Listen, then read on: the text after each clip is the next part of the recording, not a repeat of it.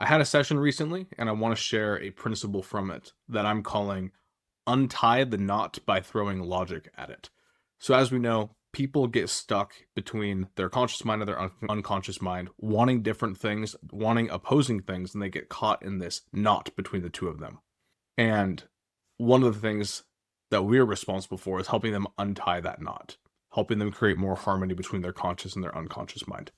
And in this call, as it was progressing, it was clear to me that she was very stuck in her thinking. So stuck, in fact, that she was having difficulty thinking of answers to any of my questions. You've probably had sessions like that. And it was creating a lot of unconscious moments where there was some opening of the mind, but it wouldn't really lead to anywhere. And at first, I was cautious to intervene. After all, maybe she just needed to be confused.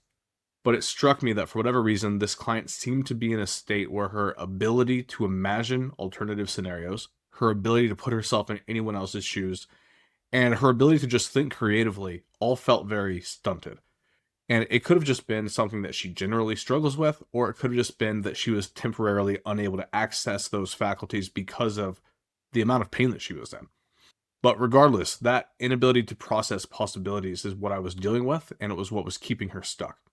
So to give an example, she asked multiple times during the call, well, how could someone do this horrible thing to me? How could he not be embarrassed for the pain that he's caused me? So I asked, well, what do you think?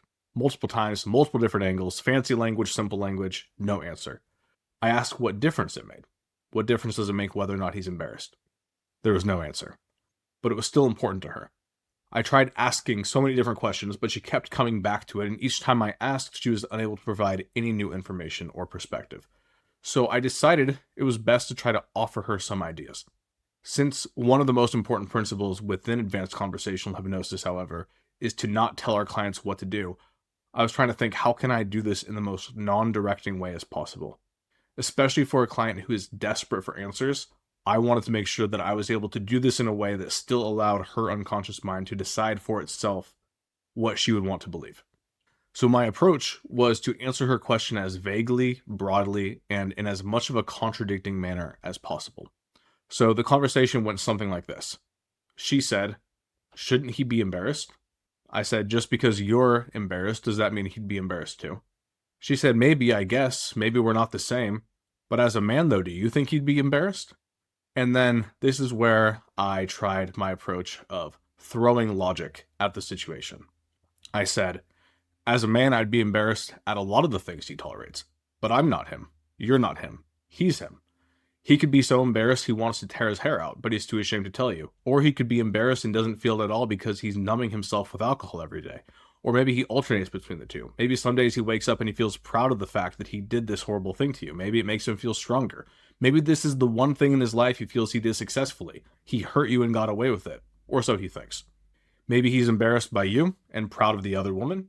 Or maybe he feels nothing at all. Maybe he has no emotions or thoughts. Maybe he's just a shell of the man that he used to be. And maybe he's been this way his whole life, cold and unfeeling. Or maybe this is a new thing. Maybe you were wrong about him the whole time. Or perhaps he did become this way recently. There's a million things I don't know. I don't know why my clients pick me over another professional. I know what they tell me. I know the general reasons, but in their heart of hearts, what really makes them tick, I don't know if I even understand their motivations. I don't know if I even understand mine. And maybe your partner is clear. Or maybe he's even murkier. Maybe he knows exactly why he's doing this and what he feels, or maybe he has no idea at all. And as I said all this to her, I spoke pretty quickly. I didn't want her to latch onto any one specific thing that I was sharing. But by quickly sharing like 20 different perspectives, I was kind of able to hide what I personally thought, because I didn't want that to influence her one way or another. I was merely sketching out possible areas for her mind to explore. In many ways, it's similar to what we call the processing chat. I was just trying to get her mind to see what's possible, not necessarily what is. And her reaction, after I'd said that, and was quiet for about 20 seconds, she was just sitting there thinking. Her reaction was eventually, oh, that makes sense. To which I said, what makes sense? And she said, well, he doesn't take care of himself, so of course he isn't embarrassed. Which is funny, because out of the like 20 or so ideas that I threw out there, that was not one of them. But by merely throwing out so many different ideas at her that were all logically possible, that I believe, is what loosened the knot in her thinking where she was stuck, and she was finally able to come up with her own answer. That's why I called it untying the knot by throwing logic at it. In other words, I overwhelmed her unconscious knot with a ton of logic by offering the unconscious mind so many ideas at once, it was almost forced to finally come up with its own answer. But the most important part is that as I was going through that list of possibilities, I saw unconscious moments occurring in her. There was kind of this drifting feeling. And so I knew to continue down that route. As I've said many times before, I'll say again, that is the ultimate principle of advanced conversational hypnosis. If you're seeing more unconscious moments with whatever principle or strategy you're trying, keep going. And if not, take a step back and try a different route.